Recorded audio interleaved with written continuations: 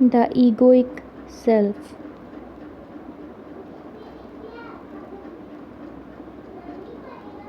by Eckharte Tolle, who is also the author of The Power of Now, Practicing the Power of Now.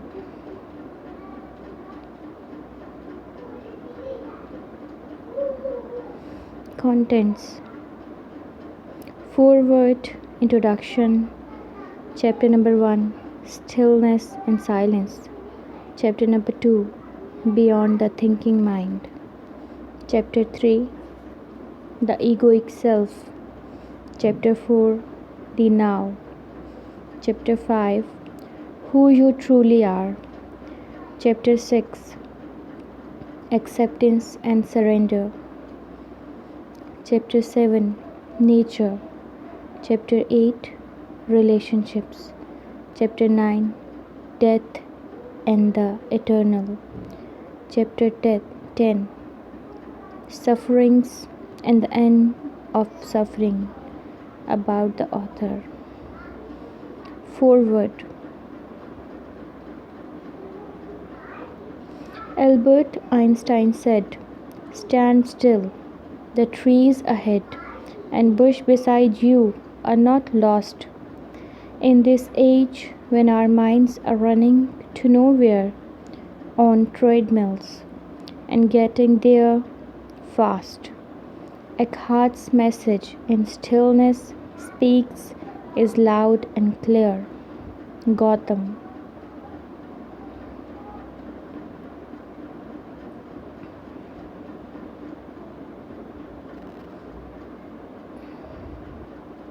Introduction.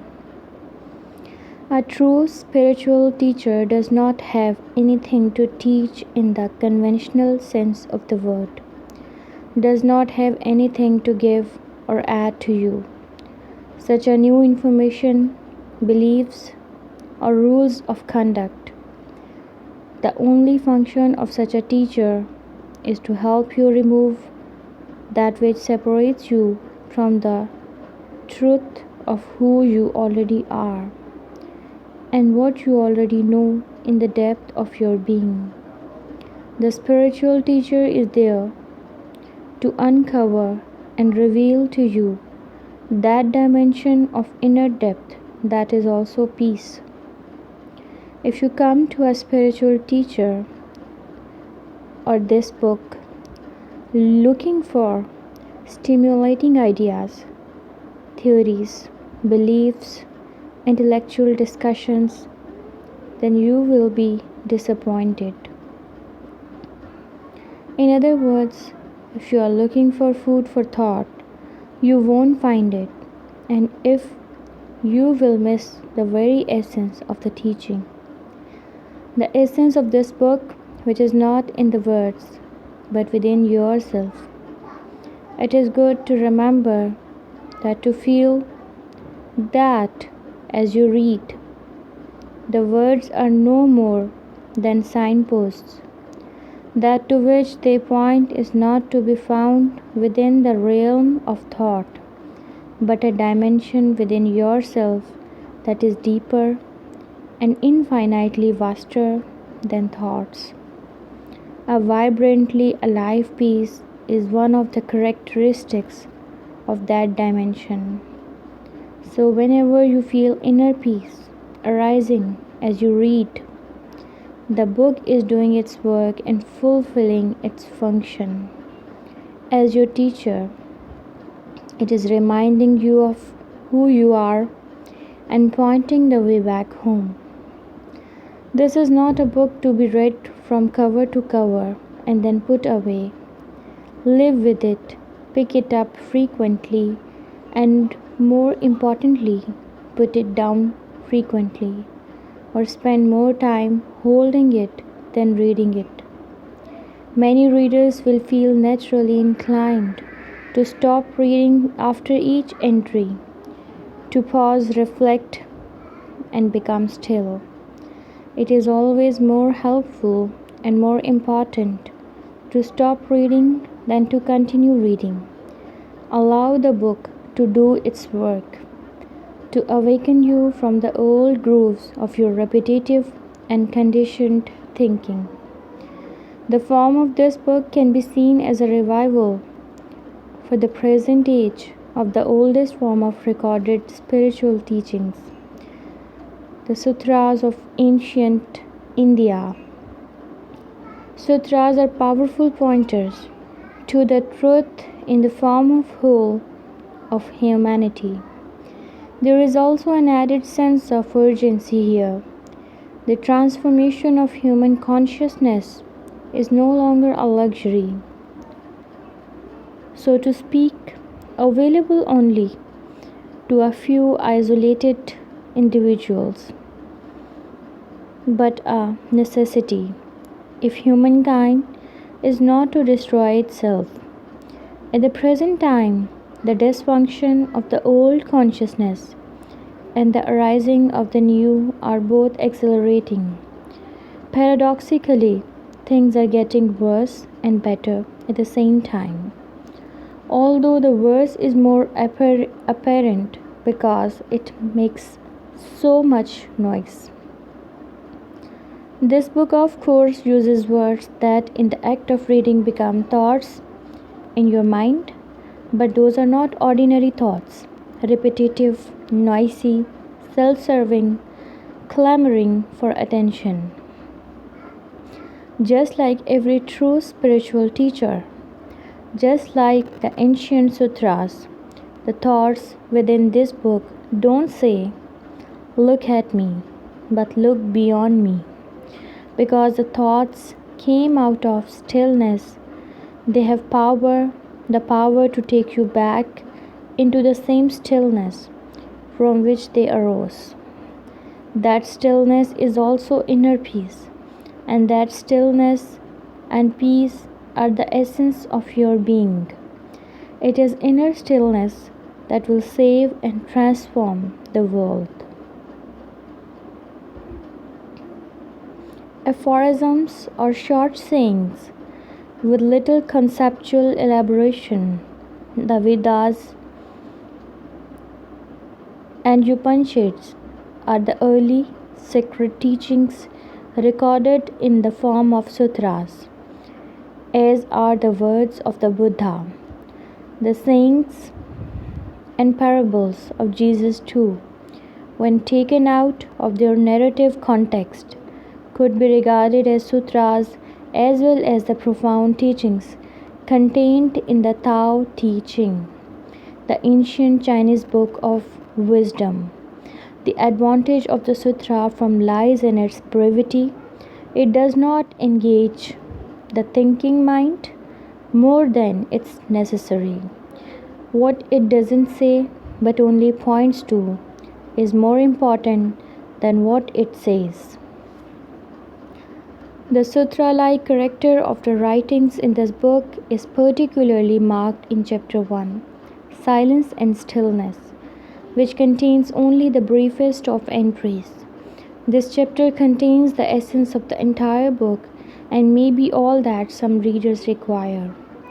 The other chapters are there for those who need a few more signposts. Just like the ancient sutras, the writings contained within the book are sacred and even and have come out of a state of consciousness we may call stillness.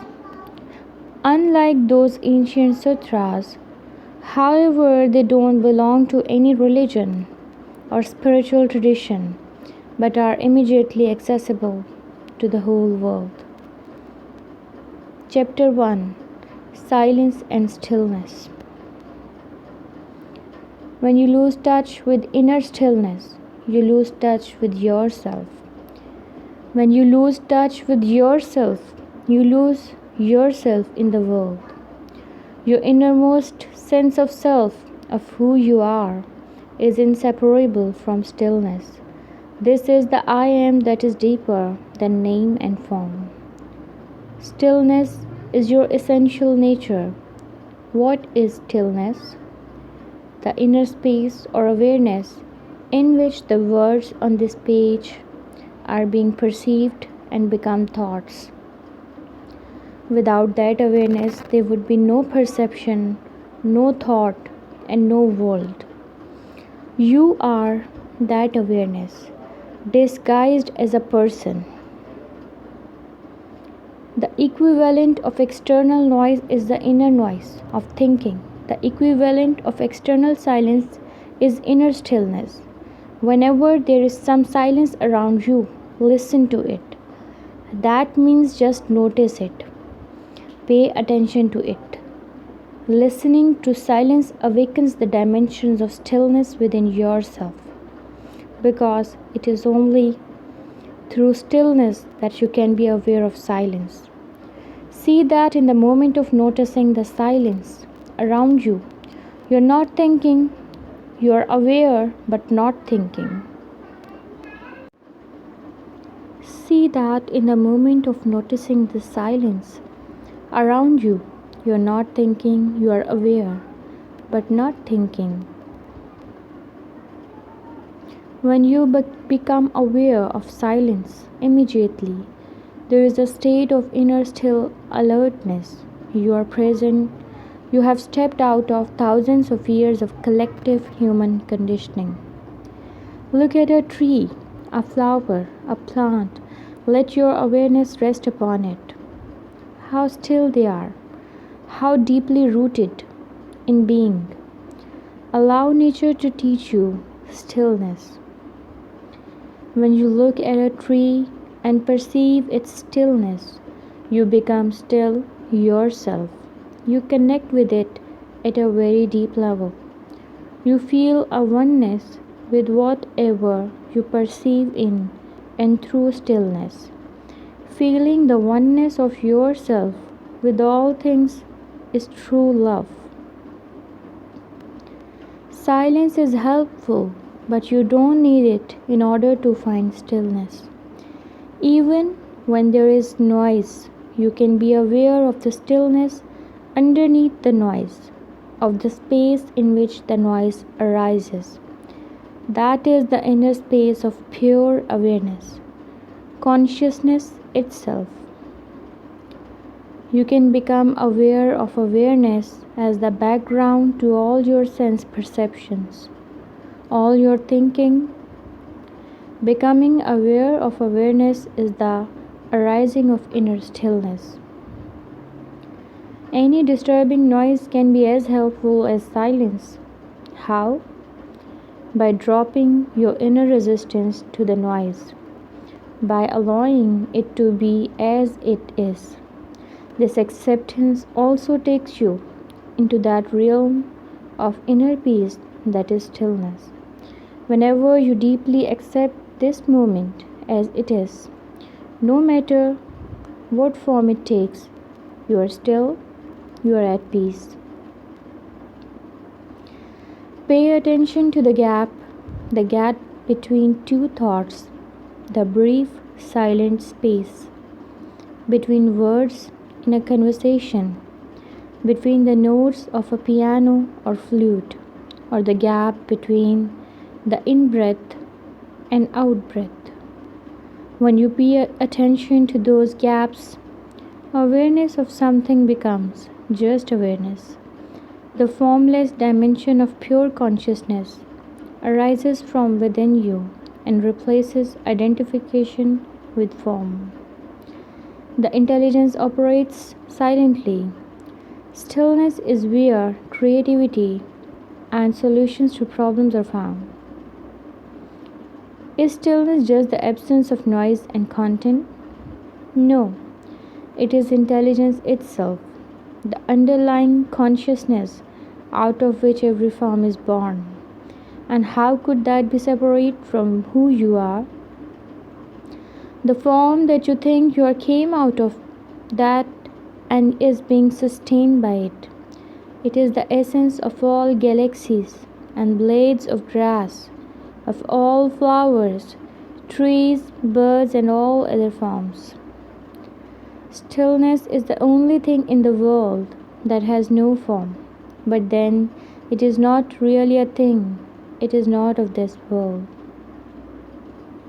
When you look at a tree or a human being in stillness, Who is looking? Something deeper than the person. Consciousness is looking at its creation. In the Bible, it says that God created the world and saw that it was good. That is what you see when you look from the stillness without thought. Do you need more knowledge? Is more information going to save the world? Or faster computers? More scientific or intellectual analysis? Is it not wisdom that humanity needs most at this time? But what is wisdom? And where is it to be found?